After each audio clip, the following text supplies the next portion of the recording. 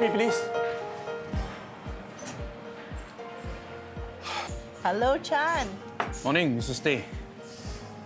I haven't seen you in a few days. Is everything all right? My wife slipped and fell. She has been in a coma for a few days now.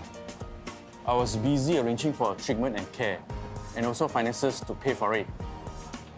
You know, there are so many decisions that I need to make on her behalf.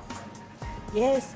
You mentioned that your wife appointed you as her Donee to decide and act on her behalf if and when she no longer had the capability to make decisions for herself. With the LPA, there were a few things that I needed to do before I can officially act on her behalf. The first person that I approached was my wife's doctor for a medical report. Mr. Chan, this is the medical report which you have requested. It certifies that your wife lacks the capacity to make decisions for herself in relation to her property and affairs and her personal welfare matters as a result of an impairment in the functioning of her brain. Thank you, doctor. I need to present this medical report along with the registered LPA form to third parties so I can act on my wife's behalf. Thank you. You're welcome. My wife appointed me as a Donee for personal welfare as well as property and affairs matters. Good morning, sir. Morning. I'm Madam Yibalan's Donee. I need to withdraw money from her account for her medical expenses as she's currently in a coma. I'm sorry to hear that, sir. May I take a look at the required documents, please? Yeah, sure. This is my IC, and this is the original registered LPA. May I also have a copy of Madam Yip's medical report? Sure. This is the medical report. Thank you. There are quite a few documents that I need to produce before I could act for my wife. My brother and I were my dad's property and affairs Donees. We had to produce the same set of documents for the bank and the insurance company.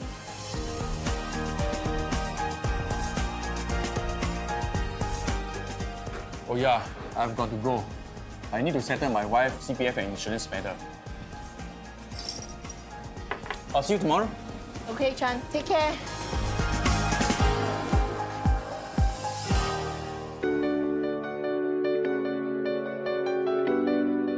As a Donee, it is important to understand your role. In this section, we will explain when to exercise the LPA, how to exercise the LPA, and what is needed to exercise the LPA. You, the Donee, should only step forward to make decisions on behalf of the donor when the donor lacks capacity to make such decisions for himself or herself.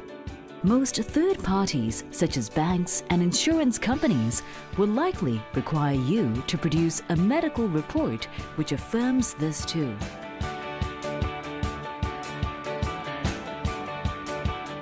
Donees should only make decisions for the donor within the scope of the LPA. They can be appointed to act in the donor's personal welfare or property and affairs matters, or both. Personal welfare matters cover lifestyle-related decisions, living arrangements, day-to-day care decisions, and health care. Property and affairs matters cover decisions involving property and assets, CPF, bank accounts, and insurance. If there is more than one Donee appointed to act in either personal welfare or property and affairs matters, then Donees will have to act in the following ways. Jointly, the Donees have to act together at all times for all decisions. Jointly and severally, the Donees can make the decisions together or separately.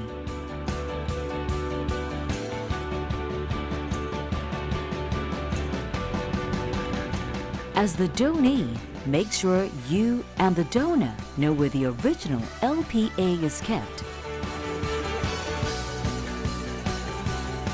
when transacting with third-party institutions on behalf of the donor. When he or she loses mental capacity, these are the documents you will need to present: the original or certified true copy of the registered LPA, the NRIC of the donee or donees, and a medical report to certify that the donor has lost the mental capacity to manage his or her own affairs.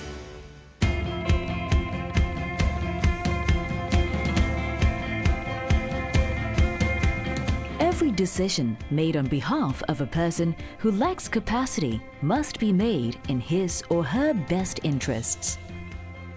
It shouldn't be merely based on the person's age, appearance, condition, or behavior. These are some things a donee must consider or do. Communicate and encourage the donor to participate in the act or decision affecting him or her. The likelihood of the donor regaining capacity in the future to make the decision in question. Take into account the donor's past and present wishes, especially if they were written down when the donor had capacity. Respect the donor's beliefs and values, which may likely affect the decision in question. And consult relevant individuals, such as other donees or replacement donees appointed, caregivers, and persons specified by the donor as someone to be consulted. Making decisions in the best interests of the donor is one of the 5 statutory principles that donees must apply. Read more about the principles in the Code of Practice, which provides guidance and information for donees when acting or making decisions on behalf of the donor. For more information, please visit our website, call, or email us.